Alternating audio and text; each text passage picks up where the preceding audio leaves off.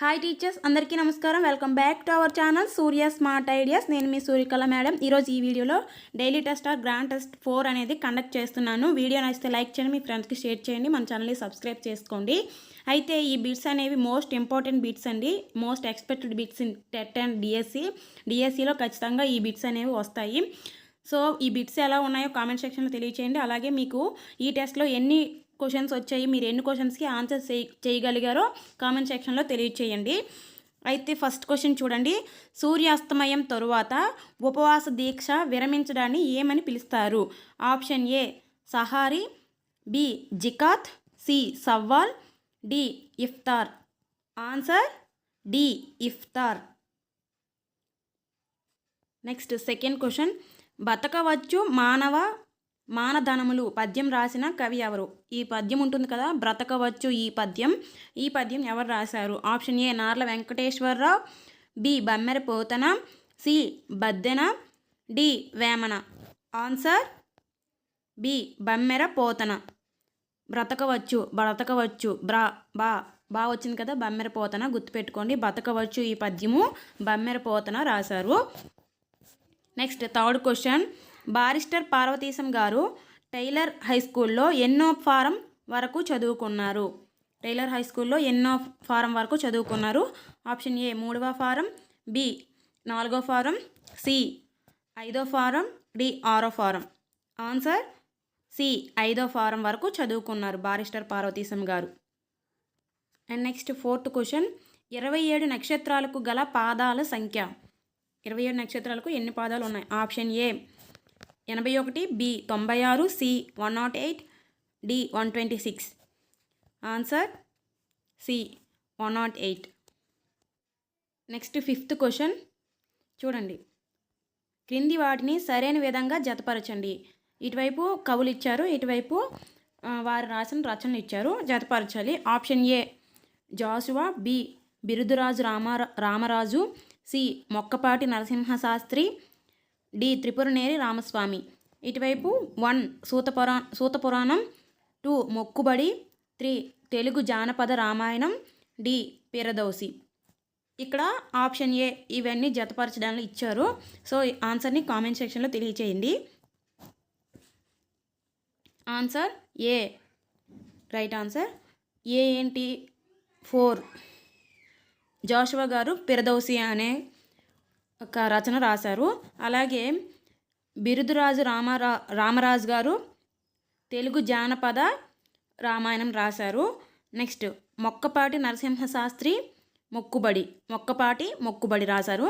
Next Tripuraneni Ramaswamy సూతపురాణం రాశారు. So option A is the right answer. Next sixth question. దెబ్బకు దెబ్బ కథ క్రింది వానిలో ఎక్కడి నుంచి గ్రహించబడింది? ఆప్షన్ ఏ పంచతంత్ర కథలు, బి హాస్య కథలు, సి నీతి కథలు, డి చందమామ కథలు. ఆన్సర్ సి నీతి కథలు. Next seventh question. చల్లిన నువ్వు చేనుకాయకు బరిగెడు గింజట అనే సామెత ఏ నక్షత్రానికి సరిపోతుంది? Option A Ashwini, B Bharani, C Purvabhadra, D Uttarabhadra. Answer B Bharani. ఈ సామెత భరణి నక్షత్రానికి చెందినది. Next eighth question. క్రింది వారిలో హేతువాద రచయితగా పేరొందిన వారు ఎవరు? Option A Enugu Lakshmana Kavi, B Tripuraneni Ramaswamy, C Mokkapati Narasimha Sastri, D Vinjamuri శివరామరావు.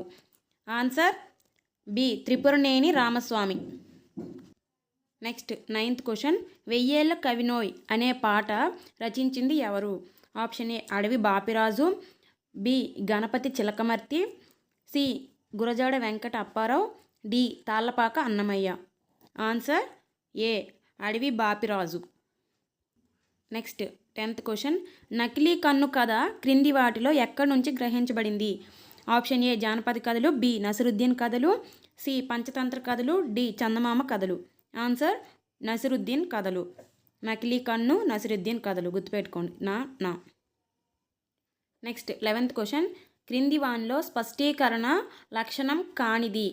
Option A లక్ష్యాల పరిధిని ప్రకటించేది, ఆప్షన్ 2 అత్యంత మార్పులు కానిది, సి వికాసానికి ప్రతీకం, డి పరీక్షాంశాల ఎన్నిక నిర్మాణానికి ఆధారం. ఆన్సర్ డి అత్యంత మార్పులు కానిది. ఇక్కడ స్పష్టీకరణ లక్షణం కానిది అడిగారు కాబట్టి అత్యంత మార్పులు కానిది. అత్యంత మార్పులు చేయవచ్చు కానీ ఇక్కడ మార్పులు చేయడానికి కానిది అని అన్నారు కాబట్టి ఆన్సర్ బి అవుతుంది. నెక్స్ట్ 12th క్వశ్చన్, విద్య యొక్క పరమావధి శారీరక, మానసిక, ఆధ్యాత్మిక రంగాలను అభివృద్ధి చేయడమే అని చెప్పింది ఎవరు? Option A Rousseau, B Gandhi, C Froebel, D Montessori. Answer D Montessori. విద్య యొక్క పరమావధి చెప్పింది ఎవరు? Montessori. Next 13th question, Na2CO3 అనే ఫార్ములా చూసి దానిలో గల మూలకాలు, వాటి పరమాణు భారాలు, అణుభారాలు చెప్పటం క్రింది వానిలో దేనికి చెందింది? ఆప్షన్ ఏ అవగాహన, బి సంశ్లేషణ, సి విశ్లేషణ, డి జ్ఞానం. ఆన్సర్ సి విశ్లేషణ. ఇందులో ఉన్న ప్రతిదాన్ని విడమరిచి విశ్లేషిస్తున్నారు కాబట్టి ఆన్సర్ విశ్లేషణ అవుతుంది. అండ్ నెక్స్ట్ 14th క్వశ్చన్, రాము అనే విద్యార్థి గుండె చిత్రాన్ని ఆకర్షణీయంగా గీయగలిగాడు. ఇది ఏ రకమైన నైపుణ్యం? ఆప్షన్ ఏ హస్తలాఘవ నైపుణ్యం, బి చిత్రలేఖ నైపుణ్యం, బి అభివ్యంజన నైపుణ్యం, డి నివేదన నైపుణ్యం. ఆన్సర్ బి చిత్రలేఖన నైపుణ్యం. చిత్రాన్ని బాగా ఆకర్షణీయంగా గీయగలిగాడు కాబట్టి చిత్రలేఖన నైపుణ్యం అవుతుంది. Answer B. Next 15th question, మానసిక చలనాత్మక రంగానికి సంబంధించి సరికానిది. ఆప్షన్ ఏ శరీరం మనస్సుకు సంబంధించింది, బి మెదడు కండరాలకు సంబంధించింది, సి విలువలు అభివృద్ధి చేయబడతాయి, డి నైపుణ్యాలను అభివృద్ధి చేయబడతాయి. ఆన్సర్ సి విలువలను అభివృద్ధి చేయబడతాయి. ఇది దీనికి సంబంధించింది కాదు, భావావేశ రంగానికి సంబంధించింది. అయితే ఇక్కడ ఇది శరీరం మనసుకు సంబంధించింది.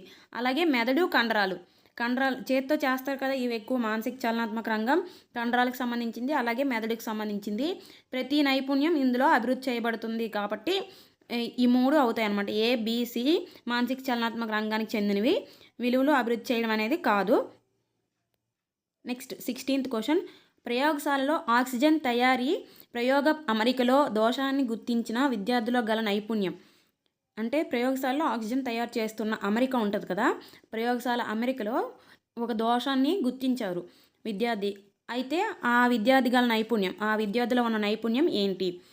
ఆప్షన్ ఏ హస్తలాఘవ నైపుణ్యం, బి అభివ్యంజన నైపుణ్యం, సి పరిశీలన నైపుణ్యం, డి నివేదన నైపుణ్యం. ఆన్సర్ సి పరిశీలన నైపుణ్యం. ఆ అమరికలో ఉన్న దోషాన్ని గుర్తించాడు, పరిశీలించాడు కాబట్టి గుర్తించగలిగాడు కాబట్టి పరిశీలన నైపుణ్యం. ఆన్సర్ ఆప్షన్ సి పరిశీలన నైపుణ్యం. నెక్స్ట్ 17th క్వశ్చన్, సవరించిన బ్లూమ్స్ వర్గీకరణ చేసిన వారు.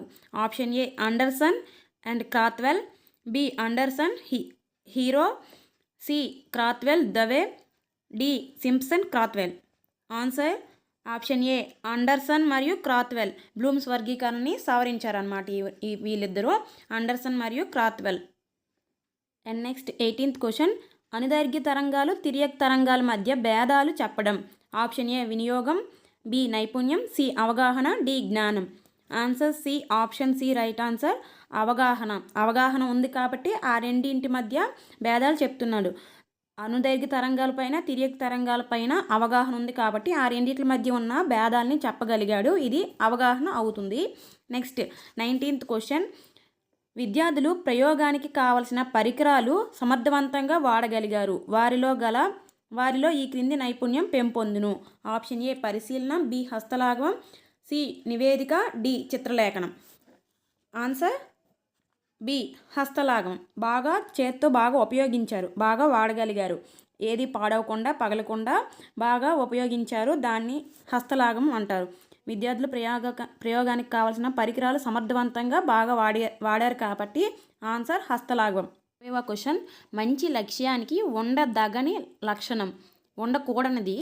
ఆప్షన్స్ చూడండి. ఏ ఉపయోగంగా ఉండటం, బి సాధించడానికి వీలుగా ఉండటం, సి వ్యక్తిగతంగా ఉండటం, డి నిర్దిష్టంగా ఉండటం.